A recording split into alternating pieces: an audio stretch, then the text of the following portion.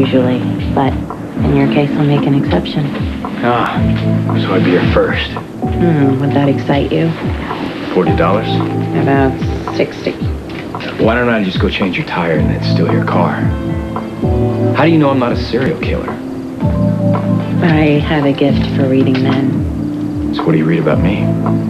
Well, you're not a car thief or a serial killer. You're good with your hands and all things physical. Shall I go on? Well, don't stop now. You're just getting hot. Why aren't you following Nikolas and the Quartermaine girl? They're at her brother, Jason's wedding. She's including him in family occasions now. You know, Emily and your nephew are showing more affection in public. What about Xander Smith? Is he still interested in her? Every time they see each other, they have a fight. She and Nikolas don't fight? Never. That romance is thriving. Not for long. Harry. Yeah, subtlety's overrated. You're powerful. No doubt you possess remarkable endurance and stamina, and you're willing to work up a sweat, which is all good. Yeah, I'm glad I got your approval. Your table manners could probably use some work. Your idea of a nice dinner is probably sitting in a recliner watching some sports event with a remote, a beer, and a barrel of chicken. Oh, that'd be a bucket of chicken. A bucket of chicken. You think that women can't tell the difference between flowers from the grocer's or the florist, and they tell themselves that you're just a diamond in the rough. Body of the Calvin Klein model and soul of the poet. Stare into your eyes, wonder what you're thinking, and the truth is, you're not thinking anything at all.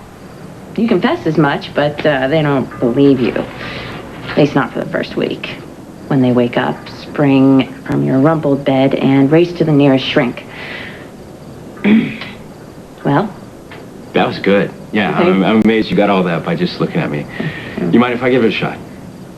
And you don't strike me as particularly insightful, but sure, by all means. You know, I could tell by the way you were pounding your point that subtlety's not your thing either. Most men put up with your attitude because the packaging's very nice. Then they realize beneath all your put-downs that there could be a sensitive woman that they want to know. Then about a week later, they leap out of your designer bed, run down that marble staircase past the butler who's seen this, so many times. Around the tennis courts, through the stables, out the iron gates, to that lonely little bar stool at the topless joint. About the tire. How much is it going to cost me? $500. Take it or leave it. Deal. Are you alright? Yeah, fine. You know what? I can't even talk about it. Just go home. I gotta go. Where's Carly? We don't know. Do me a favor, Nikolas. Can you get her out of here? Yeah. Let's go. Come on. Did you look what you did to my nails? Well, it's your tire. Or shouldn't I ask you to change it? Oh. You know, don't get any grease on my money, all right? Well, will you take a check? Sure, but if it bounces, I'm coming after you. Oh, that could be interesting. Come after me and do what? Whatever's necessary. Are you serious about the 500? No, why don't you make it for 1,000?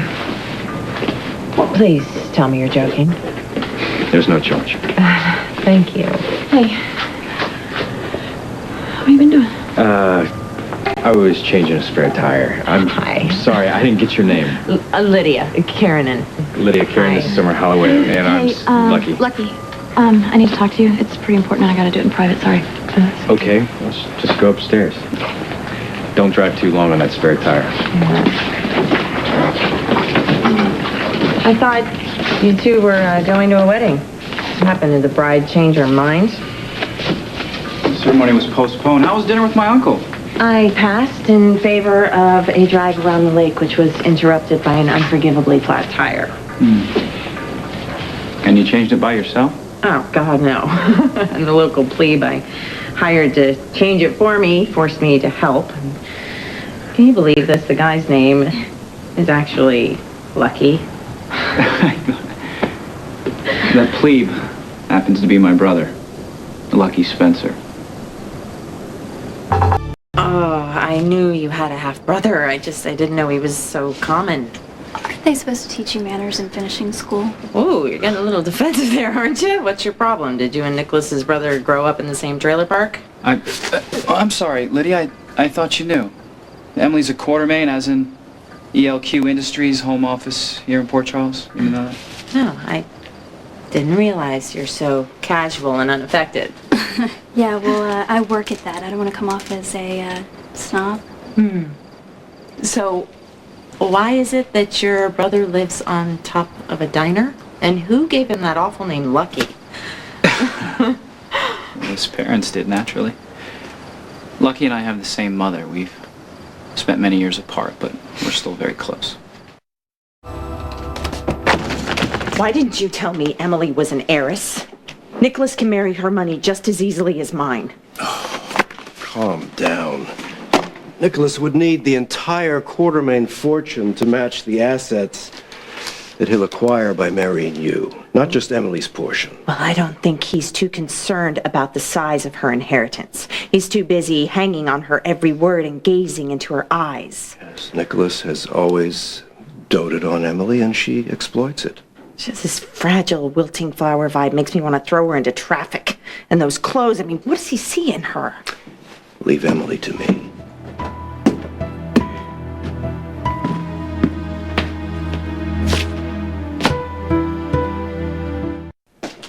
You know, I've noticed something. Every time I walk into the room, the two of you stop talking. Well, perhaps that's because we would rather talk to you than to each other. Either that or you're up to something. Well, actually, we've been discussing a subject that Lydia has been too gracious to address with you. She's hurt by the way you've been ignoring her. Lydia, I apologize if I've been rude, but your visit was unexpected and I haven't been able to rearrange my schedule. Well, albeit unexpected, Lydia has made a special point of coming here to visit. The least you could do would be to make an effort. Never mind the lecture on manners. I know exactly what you're up to.